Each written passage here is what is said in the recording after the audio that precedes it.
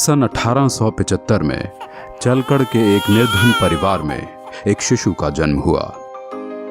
बृहस्पतिवार को जन्म लेने के कारण इस बच्चे का नाम बिरसा रखा गया। किसे पता था कि एक दिन ये बालक जंगलों में रहने वाले समाज को उनके गौरव की याद दिलाने वाला बिरसा मुंडा बनेगा। बिरसा, बिरसा, कहाँ है रे तू? माँ, मैं इधर हूँ। तू फिर से अकेला जंगल में गया था? कहीं कोई बाघ भालू उठा ले जाता तो? माँ, तू फिक्र मत कर, ये जंगल मेरा दोस्त है, इसके सभी जानवर मेरे भाई। बिरसा पढ़ाई में तेज था और ये देखकर उसका दाखिला मिशनरी स्कूल में करवा दिया गया, लेकिन वहां पढ़ने के लिए उसको जबरन धर्म परिवर्तन करना पड़ा। बिरसा, यीशु के सिवाय कोई भगवान नहीं है। बिरसा, ईसाई धर्म का पालन करने से ही तुम्हारा उद्धार होगा, वरना बाकी वनवासियों की तरह जाहिल के जाहिल रह जाओगे। जैसे जैसे बिरसा बड़ा होने लगा, वो अंग्रेजों के अत्याचारों से परिचित हुआ और समझ गया कि अंग्रेज उनसे उनके जंगल छीनना चाहते हैं और ईसाई पादरी जंगल में रहने वाले सभी हिंदुओं को ईसाई बनाना चाहते हैं। आपको हमारी मदद करनी होगी ताकि हम जबरन सभी आदिवासियों को ईसाई बना सकें। ये सब देख बिरसा ने ईसाई धर्म को त्याग दिया।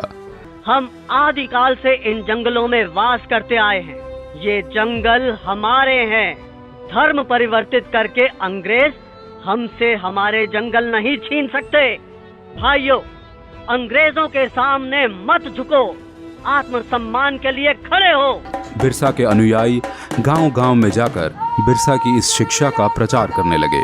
उसके कहने से वनवासियों ने अंग्रेजों को लगान देना बंद कर दिया।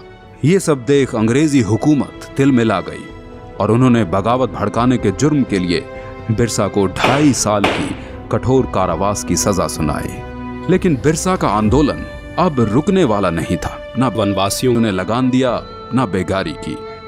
बिरसा के छूटने पर सारे वनवासी उसके गांव में इकट्ठा हो गए। बिरसा की क्रांति की पुकार से सिंह भूमि, चाईबासा और रांची के जंगल गूंज उठे। अब वक्त आ गया है जब हम अपनी जमीनें अंग्रेजों से वापस लेंगे और एक नए सतयुग का आरंभ होगा। हम इस धरती के पुत्र हैं और यहाँ हमारा राज होगा। बिरसा गांव-गांव घूमकर अंग्रेजों के खिलाफ मोर्चा बढ़ाने लगा। बिरसा के अनुयायी तीर कमान से लड़कर भी अंग्रेजों की बंदूकों पर भारी पड़ने लगे। वे जंगल से आते और अंग्रेजों को मारकर गायब हो जाते। जिस तरह बिरसा हम पर और हमारे ठिकानों पे हमला कर रहा है, ऐसे तो ईसाई धर्म का यहाँ अंत ही हो जाएगा। बिरसा वनवासियों को ईसाई बनने नहीं देगा।